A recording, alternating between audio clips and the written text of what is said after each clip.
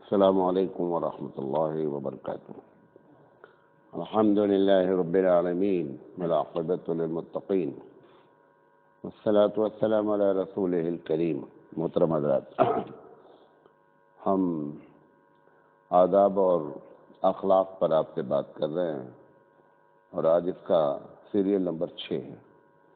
آج ہم بات کریں گے قرآن مجید کے ساتھ ایک مسلمان کا اور خاص کر تلاوت کے وقت اس کے کیا آداب ہے اور اس کے ساتھ کیسا برتاؤ کرنا چاہیے۔ دیکھیں، یہ جو قرآن مجید جب آدمی کھولتا ہے تو کبھی اس کو چومتا ہے، کبھی اس کو سینے سے لگاتا ہے، تو بعض لوگ جو ہیں اس پر یہ کہتے ہیں کہ صاحب یہ کہیں نہیں لکھا ہے کہ ایسا کرنا چاہیے۔ میں نے آپ کو ایک اصول بتایا تھا کہ ادب میں، کسی چیز کے ادب میں آدمی آزاد ہے ادب کرنے میں۔ شرط کیا ہے کہ اس کا ادب جو ہے وہ شریعت کے مخالف نہ ہو۔ مثال کے طور پر امام بخاری رحمۃ اللہ علیہ جب ایک حدیث لکھتے تھے تو ایک روایت پہ آتا ہے کہ ہر حدیث کے لکھنے سے پہلے وہ وضو کرتے تھے، پھر حدیث لکھتے تھے۔ یہ ان کا ادب تھا۔ حالانکہ کہیں نہیں لکھا ہوا ہے قرآن حدیث میں کہ جب آپ حدیث لکھیں تو وضو کریں۔ کیوں؟ کیونکہ ادب کے لیے جو ہے وہ ہر آدمی کا اپنا اپنا معیار ہے، جس علاقے میں آپ رہتے ہیں اس لحاظ سے، لیکن شرط اس میں یہی ہے کہ وہ چیز شریعت کے خلاف نہیں ہونا چاہیے۔ مثال کے طور پر ہمارا یہ علاقہ ایشیا کا، یہاں پر قبلے کی طرف جو ہے وہ پیر نہیں کرتے ہیں، مطلب لیٹتے وقت قبلے کی طرف پیر نہیں کرتے ہیں۔ حالانکہ عربوں میں یہ کوئی چیز نہیں ہے۔ عربوں کے یہاں لیٹنے میں قبلے کی طرف پیر کر کے، وہ بیت اللہ کے پاس لیٹے رہتے ہیں اور قبلے کی طرف پیر کیے رہتے ہیں، تو ان کے نزدیک وہ کوئی چیز نہیں ہے، کیونکہ حدیث میں نہیں لکھا ہے تو ان کی تہذیب وہ نہیں بن پائی۔ لیکن ہماری تہذیب یہ بنی کہ ہم قبلے کی طرف پیر نہیں کرتے ہیں۔ کوئی لیٹا بھی رہتا ہے تو اس کو عام آدمی بھی بولتا ہے بھائی قبلے کی طرف پیر ہے آپ کا۔ تو بتانا یہ چاہتا ہوں کہ ادب میں اصول یہ ہے کہ آپ اپنے علاقائی لحاظ سے یا آپ کے دماغ میں کوئی چیز آتی ہے لیکن وہ شریعت کے خلاف نہیں۔ مثال کے طور پر والدین کی طرف پیر کر کے بیٹھنا، یہ بھی کہیں نہیں لکھا ہے کہ والدین کی طرف پیر نہ کیا جائے، لیکن اب جیسے ماں بیٹھی ہے، باپ بیٹھا ہے، آپ پیر پھیلا کر کے جو ہے اس کے سامنے بیٹھے، یہ بھی ہمارے ہاں کیا ہے، ادب کے خلاف ہے۔ ہاں، جو چیزیں حکم ہو گئی ہیں ادب کی، وہ ایک تو بہت اونچی بات ہے۔ تو یہ اس لیے ہوئی کہ یہ کل ہی سوال آیا کہ قرآن کے بارے میں آپ نے ادب نہیں بیان کیا۔ ہم نے کہا ابھی تو چل رہا ہے سلسلہ، تو ہم نے کہا پہلے قرآن ہی لے لیتے ہیں۔ تو اس میں انہوں نے یہ کہا کہ یہ جو لوگ چومتے ہیں، جو اصل میں تھوڑا پڑھے لکھے ہوتے ہیں نا، وہ فوراً ایک بات پر حکم لگاتے ہیں۔ نہیں، انہوں نے کہا یہ بدعت ہے۔ ہم نے کہا بدعت ایسے نہیں ہوتا۔ اچھا، جب میں نے امام بخاری کا نام لے لیا تو سن ہو گئے۔ امام مالک رحمۃ اللہ علیہ کے بارے میں ہے کہ امام مالک رحمۃ اللہ علیہ نے مدینے میں کبھی چپل نہیں پہنی، پوری زندگی ننگے پیر چلے۔ ادب کیا تھا کہ معلوم نہیں کہ سرکار دو عالم کدھر سے گزرے ہوں اور ان کا پیر وہاں پڑا ہو اور میں وہاں چپل پہن کر گزر جاؤں، حالانکہ ابو بکر چپل پہن کر چلتے تھے۔ تو یہ امام مالک کا اپنا ذاتی ادب ہے، اس کو ہم اعتراض نہیں کر سکتے، اس کے اوپر کمنٹ نہیں کر سکتے کہ یہ جو انہوں نے کیا غلط کیا۔ تو لہذا یہ جو ہے ہم لوگوں کا ہے کہ جیسے عرب لوگ بھی قرآن مجید جتنا ہم احترام کرتے ہیں اتنا وہ نہیں کرتے ہیں۔ ہم اٹھاتے ہیں، سینے سے لگاتے ہیں، آنکھوں سے لگاتے ہیں۔ افغانستان کے لوگ اس سے زیادہ احترام کرتے ہیں۔ وہ بیچارے جو نہیں پڑھنا جانتے ہیں قرآن کریم، تو وہ روزانہ آ کر کے، جو لوگ نمازی ہیں تو وہ اس کو کھول کر دیکھ ہی لیتے ہیں۔ کچھ نہیں جانتے، پڑھنا ہی نہیں جانتے ہیں، الف بے بھی نہیں جانتے ہیں، تو بیچارے کھول کر کے اس کو بہت حسرت سے دیکھتے ہیں اور پھر اس کو کھلا ہوا، ہم لوگ تو بند لگاتے ہیں نا، وہ کھلا ہوا سینے سے لگاتے ہیں۔ تو بہرحال یہ سب ادب اپنی اپنی جگہ ہے جس سے اب آدمی کی محبت کا اظہار ہوتا ہے، اس پر کمنٹ نہیں کرنا چاہیے. یہ ایک بات تھی. قرآن مجید کے ادب کے سلسلے میں سب سے پہلی بات تو یہ ہے کہ یہ سمجھ کر کے قرآن کریم اٹھانا چاہیے، پڑھنا چاہیے کہ یہ میرے رب کا کلام ہے. جب آپ اس کو سامنے رکھیں گے تو خود بخود اس سے محبت بھی آئے گی اور خود بخود اس کا احترام بھی ہوگا. اکرمہ ابن ابی جہل کے بارے میں یہ ہے کہ جب وہ قرآن کریم کھولتے تھے تو ان کے اوپر ایک کیفیت ہوتی تھی اور کہتے تھے ھذا کلام ربی، کہ یہ میرے رب کا کلام ہے. ابھی ایک آدمی کو کسی سے محبت ہو اور اس کا خط آ جائے تو وہ اس خط کے ساتھ کیسا برتاؤ کرتا ہے، جبکہ وہ ایک چھوٹا سا معاملہ ہے. تو اس کو دیکھتا ہے، پڑھتا ہے، پھر بار بار پڑھتا ہے. تو یہ ہمارے رب کا کلام ہے، اس کو جو ہے نا محبت سے اٹھانا چاہیے اور یہ یقین کر کے اٹھانا چاہیے کہ اس میں جو لکھا ہوا ہے وہ سچ ہے. یہ سب سے پہلا ادب ہے. جو لوگ اس کو پڑھتے ہیں، بہت سے لوگ ہیں دنیا میں جو اس کو ایز اے لٹریچر پڑھتے ہیں، ادب کے لحاظ سے پڑھتے ہیں کہ بہت اچھی اس کی عربی ہے، تو اس لحاظ سے جب پڑھتے ہیں تو ان کو کوئی ہدایت نہیں ملتی ہے. تو دوسری چیز کیا ہے، ہدایت کی طلب سے اس کا ادب کیا ہے کہ ہدایت کی طلب سے اس کتاب کو کیا کرنا چاہیے، کھولنا چاہیے، پڑھنا چاہیے، سمجھنے کی فکر کرنا چاہیے. یہ اس کا دوسرا ہے.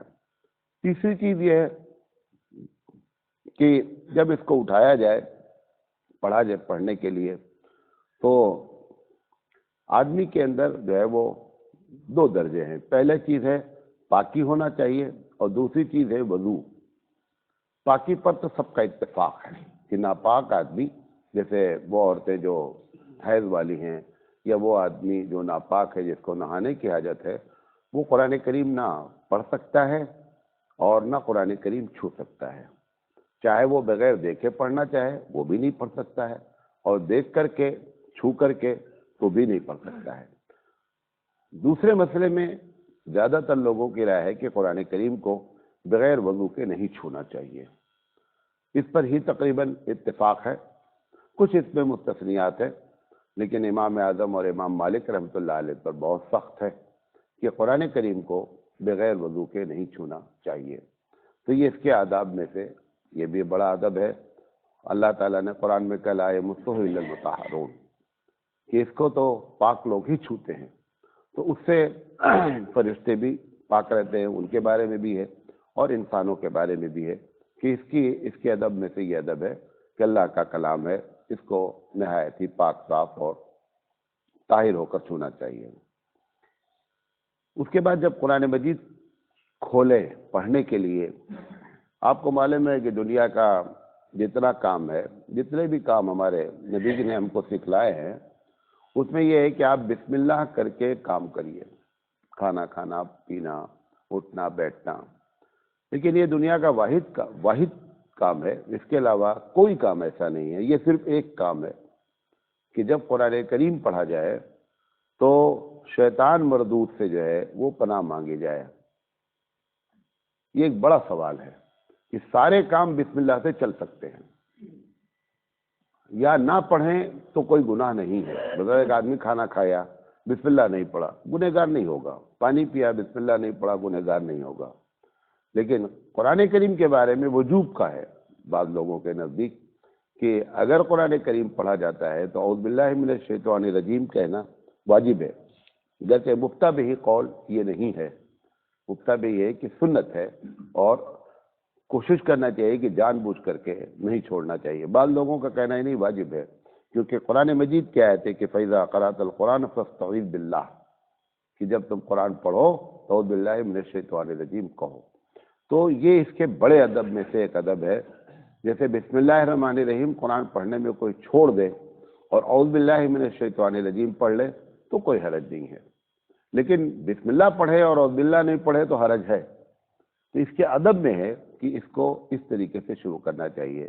وجہ اس کی کیا ہے کہ دنیا کے کسی کام میں اعوذ باللہ نہیں ہے سوائے اس کا. تو اس پر جو ہمارے اکابرین نے لکھا وہ یہ ہے کہ اس کتاب کا سب سے بڑا جو بیری ہے، یعنی بیر ہے جس کو، وہ شیطان ہے. شیطان کو یہ کتاب ایک دم نہیں جمتی ہے۔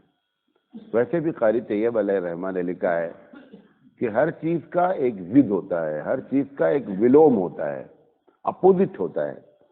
جیسے ظلم ہے تو انصاف ہے، اندھیرا ہے تو اجالا ہے۔ قاری طیب علیہ الرحمٰن نے لکھا ہے کہ نبی کا جو ضد ہے نا وہ شیطان ہے۔ دو لوگ نبی کے ضد ہیں، ایک شیطان ہے اور ایک دجال ہے۔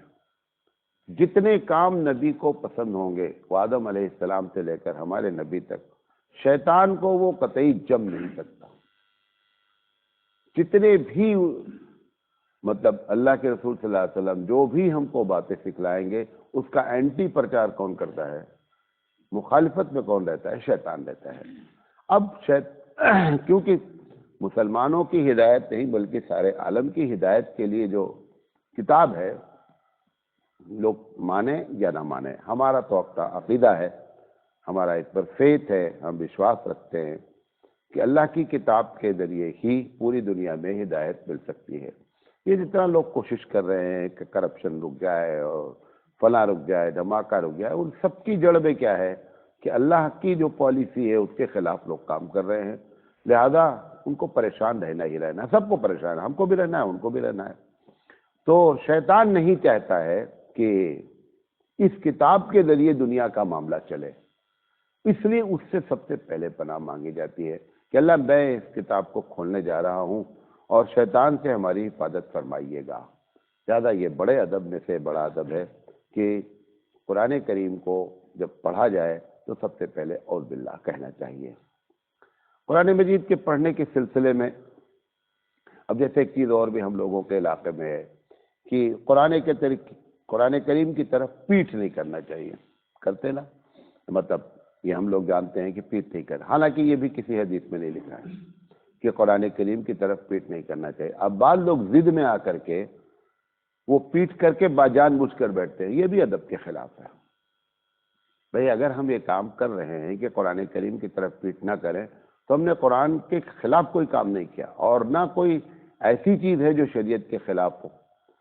اب اس کی ضد میں آ کر کے باقاعدہ جو ہے بعض مدرسے میں نے دیکھا جو ہے وہ کہ ایک بچہ بیٹھا ہوا ہے، ہم لوگوں کے مدرسے میں کیا کرتے ہیں جب بچے پڑھتے ہیں تو دونوں، جیسے آپ لوگ کبھی کبھی مسجد میں بیٹھتے ہیں تو دونوں آدمی کا چہرہ آمنے سامنے ہوتا ہے، لیکن بعض لوگ اس میں ایڈوانس بننے کے سلسلے میں یا یہ کہ ہماری ضد میں وہ قرآن کریم کو پیٹھ کیے رہتے ہیں، بیٹھتے ہیں۔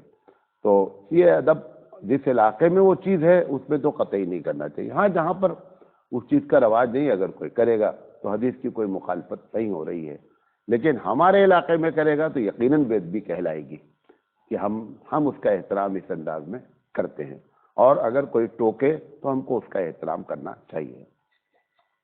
اسی طریقے سے قرآن کریم کے ادب میں جب پڑھا جائے تو ٹھہر ٹھہر کر پڑھنا چاہیے۔ یہ جو آپ لوگ قرآن خوانی کرتے ہیں، قرآن خوانی میں تو جو نوجوان لڑکے ہوتے ہیں 25 سے نیچے والے، تو وہی دیکھتے ہیں کہ فلانا ختم کیا تو ہم بھی ختم کر دیں گے۔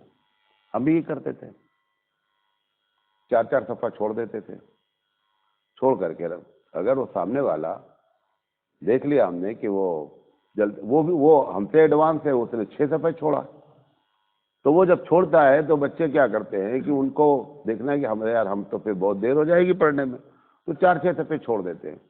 اسی لیے کبھی بھی قرآن کو جو بخشتے ہیں ہم لوگ، اس میں یہ نہیں کہنا چاہیے کہ اللہ 5 قرآن کا ثواب دیجیے، جو پڑھا گیا اس کا ثواب۔ بھئی ہم نے 4 صفحے چھوڑ دیا، کوئی فرق نہیں پڑا قرآن پر۔ بھئی 20 صفحے ہیں ایک پارے میں، آپ نے 5 پڑھا، اگر آپ یہ جملہ بولیں کہ اللہ تعالیٰ جو کچھ پڑھا گیا ہے اس کا ثواب فلاں کو پہنچے، تو اس میں کوئی حرج نہیں ہے۔ اور اللہ کو یہ بتانا ضروری نہیں کہ اللہ ہاں ہم نے 5 پڑھا ہے، تم نے 5 پڑھا ہے کہ 7 پڑھا ہے، وہ سب اس کے ریکارڈ میں ہے۔ یہ ایک الگ بات ہے کہ آپ کے قرآن خوانی کا جو بھی طریقہ ہے یہ سب سنت کے خلاف ہے، یہ ایک الگ مسئلہ ہے۔ لوگ بولتے نہیں ہیں کیونکہ مدرسے والوں کا نقصان ہوتا ہے، قرآن خوانی کے نام پہ جو ہے وہ چندے آتے ہیں، قرآن خوانی کے نام پہ بچوں کو کھانا ملتا ہے، لیکن قرآن خوانی کے جتنے بھی طریقے ہیں، اچھا نہیں لگے گا آپ کو لیکن بتا رہے ہیں، قرآن خوانی کے جتنے مروجہ طریقے ہیں یعنی جو رائج ہیں، کوئی بھی طریقہ سنت پر نہیں ہے۔ نبی کریم صلی اللہ علیہ وسلم کے زمانے میں کبھی لوگوں کو اکٹھا نہیں کیا گیا کہ آؤ فلاں مر گیا ہے، آؤ فلاں کی دکان کی افتتاح ہے، آؤ فلاں کا گھر کی اوپننگ ہے، اس میں قرآن خوانی ہے۔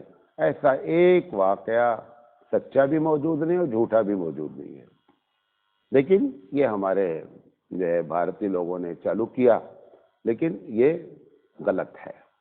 تو آپ یہ نہیں سوچیں کہ مولانا نے قرآن خوانی کا ذکر کیا تو قرآن خوانی جائز ہے، اس لیے یہ بیچ میں بولنا پڑا۔ قرآن خوانی کا کوئی طریقہ نہیں ہے۔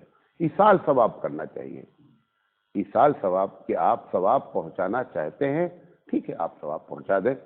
ہمارے یہاں خاص کر امام شافعی رحمۃ اللہ علیہ اور غالباً احمد بن حنبل بھی اس میں شامل ہیں، لیکن امام شافعی اور امام ابو حنیفہ رحمۃ اللہ علیہ کی رائے یہ ہے کہ فرض کو چھوڑ کر، بنیادی بات سمجھ لیں، فرض کو چھوڑ کر ہر نفل کام کا ثواب ٹرانسفر کیا جا سکتا ہے۔ آپ نے ایک کام کیا، آپ زندہ مردہ اپنے نام جو بھی آپ نیت کریں گے وہ ہو جائے گا۔ آپ نے سورہ فاتحہ پڑھی کہ اللہ یہ جو ثواب اس کا ملا ہے، سورہ فاتحہ نہیں جاتی وہاں، اس کا جو ریوارڈ ہے، اس کا جو ثواب ہے، آپ یہ نیت کر لیں کہ جو میں نے پڑھا ہے اس کا ثواب 50% میری امی کو چلا جائے۔ آپ نے ارادہ کیا 50% کا ثواب ان کو چلا گیا۔ کوئی بھی آپ دیکھ کام کریں، تسبیح پڑھیں، نفل نماز پڑھیں، کسی کو کھانا کھلا دیں، کنواں کھدا دیں، حج کرا دیں، کوئی بھی نفلی کام جتنے بھی ہیں اس کا ثواب ٹرانسفر کیا جا سکتا ہے، وہ ایصال ثواب ہے۔ لیکن آپ نے جو مروجہ طریقہ اختیار کیا ہے یہ سنت سے ثابت نہیں ہے، واللہ اعلم بالصواب۔ تو قرآن مجید کو ٹھہر ٹھہر کر پڑھنا چاہیے اور الفاظ کی ادائیگی ہونی چاہیے، کوشش کرنی چاہیے کہ اس کو صحیح پڑھیں۔ اسی طریقے سے کہ جب قرآن کریم پڑھا جا رہا ہو تو جتنی دور تک آپ اس کی قاری کی آواز جا رہی ہے، پڑھنے والے کی آواز جا رہی ہے، وہاں پر بیٹھ کر کے جو ہے وہ بات نہیں کرنا چاہیے۔ بعض لوگوں کے نزدیک یہ بہت بڑا گناہ ہے۔ قرآن مجید کہتا ہے کہ فَإِذَا قُرِئَ الْقُرْآنُ فَاسْتَمِعُوا لَهُ وَانصِتُوا، کہ جب قرآن کریم پڑھا جائے تو تم خاموش رہو اور سنو۔ جمہور کا اس پر اتفاق ہے، اس سے مراد اصل خطبہ ہے اور نماز ہے کہ نماز کے وقت میں، لیکن دوسرے لوگوں کی رائے ہے کہ کسی بھی وقت قرآن کریم اگر پڑھا جائے تو یہ ہماری ذمہ داری ہوتی ہے کہ ہم، اگر آپ کو بات ہی کرنا ہے آپ باہر چلے جائیے، جہاں تک اس کی آواز جا رہی ہے وہاں تک آپ بیٹھ کر کے بات نہیں کریں، بلکہ ہماری ذمہ داری ہے کہ ہم قرآن کریم سنیں۔ اسی طریقے سے قرآن کریم کی ادب میں سے یہ بھی ایک ادب ہے، گرچہ وہ آپ سے عوام سے وہ ممکن نہیں ہے، لیکن علماء کو چاہیے کہ اس کا احترام کریں کہ جب قرآن کریم کی کوئی آیت خوشخبری والی ہو تو اللہ تعالیٰ کی اس نعمت کا شکر بھی ادا کریں اور اس کو محفوظ بھی کریں۔ جیسے جنت کا ذکر آ رہا ہے، اچھے لوگوں کا ذکر آ رہا ہے، تو محض تڑ کیونکہ جب عالم ہو جاتا، حافظ ہو جاتا تو اس کو بہت پڑھنے میں تیزی ہوتی ہے۔ اگر وہ غور و فکر کر کے پڑھتا ہے تو بولتا ہے یار اتنا کریں گے اتنی دیر میں تو ہم 3 پارہ کھینچ دیں گے۔ تو 3 پارہ کھینچنا بولتا ہے وہ، 3 پارہ کھینچ دیں گے۔ 3 پارہ کھینچنا مقصود نہیں ہے، مقصود تو یہ ہے جو ہمارا کہ ہم جس کتاب کو پڑھ رہے ہیں اس میں کیا بات ہم سے اللہ کہہ رہا ہے۔ یہ تو اللہ تعالیٰ کا فضل ہے، اس کا احسان ہے کہ وہ بغیر سمجھے ہوئے بھی ثواب دے دیتا ہے۔ ہونا یہ چاہیے تھا کہ اس میں یہ قید لگائی جاتی ہے کہ جب تک آپ اس کو سمجھیں گے نہیں تب تک ثواب نہیں ہوگا، دوسری قید ہوتی ہے کہ جب تک آپ اس پر عمل نہیں کریں گے تب تک ثواب نہیں ہوگا۔ لیکن یہ اللہ تعالیٰ کا فضل ہے، اس کا احسان ہے کہ اس نے اپنی کتاب کے پڑھنے پر جو ہے وہ ثواب رکھا۔ امام مالک رحمۃ اللہ علیہ کا، اسی پر ختم کرتے ہیں، امام مالک رحمۃ اللہ علیہ کا ایک خواب ہے، بعض لوگوں نے امام احمد بن حنبل کی طرف منسوب کیا ہے کہ احمد بن حنبل نے خواب دیکھا کہ رب ذوالجلال ہے۔ اسے پوچھا اللہ تعالیٰ یہ بتائیے، یہ پورا واقعہ موتھانوی نے نقل کیا ہے کہ آپ کو کس کام سے سب سے زیادہ خوشی ہوتی ہے؟ اللہ سے پوچھا تو اللہ تعالیٰ نے کہا کہ میری کتاب، یعنی جب بندہ میری کتاب پڑھتا ہے دوسری خواب کے جز میں یہ بھی ہے کہ پوچھا کہ جب سمجھ کر پڑھتا ہے تو یا بغیر سمجھے تو انہوں نے کہا چاہے سمجھ کر پڑھے ہو چاہے بغیر سمجھے پڑھے، یہ بھی لکھا ہوا ہے۔ تو یہ اللہ تعالیٰ کا فضل اور احسان ہے کہ جب آپ اس کی کتاب اٹھاتے ہیں تو اللہ تعالیٰ کو بہت خوشی ہوتی ہے۔ تھانوی اس مسئلے کو انہوں نے اپنے استاد سے، جو ان کے پیر ہیں مولانا امداد اللہ مہاجر مکی رحمۃ اللہ علیہ سے، پوچھا کہ یہ خواب کی حقیقت کیا ہے۔